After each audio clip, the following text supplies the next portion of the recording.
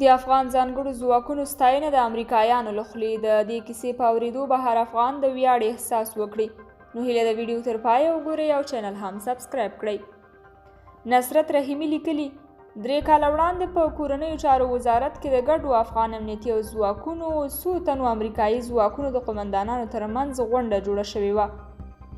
دې غونډې ته زه هم وربلل شوی وم.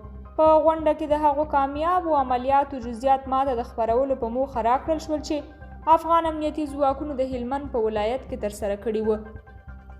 زه یوازې د غونډې ظاهر ته متوجه وم چې جالبیت یې درلوده، خو په اصلي موضوع نه وم خبر چې ناست امریکایي امنیتي قومندانان ولې د دې عملیاتو ترسره کولو ته سوچ وړي.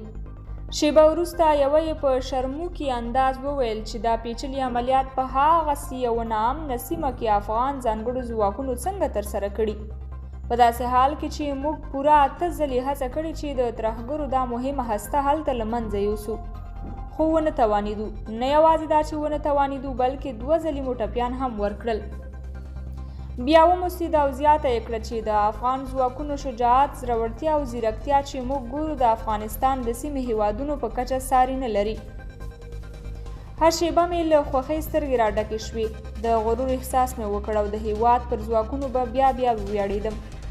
نو کافي ده چې همداسې یې ملاتړ وکړئ. دوی به ساتي دا وطن او دا وګړي. د یادونې وړ ده چې څه موده وړاندې د امریکا لوی درستیز هم افغان ځانګړي ځواکونه د سیمې په کچه بې ساري ځواک وباله. قدرمنو کتونکو، تاسو د نصرت رحیمي د دغو خبرو او څرګندونو په اړه څه وایئ؟ خپل نظریات مو راسره په همدې اړه په کمنټونو کې شریک کړئ او د نورو ویډیوګانو لپاره مینه یوټیوب چینل ضرور سبسکرایب کړئ.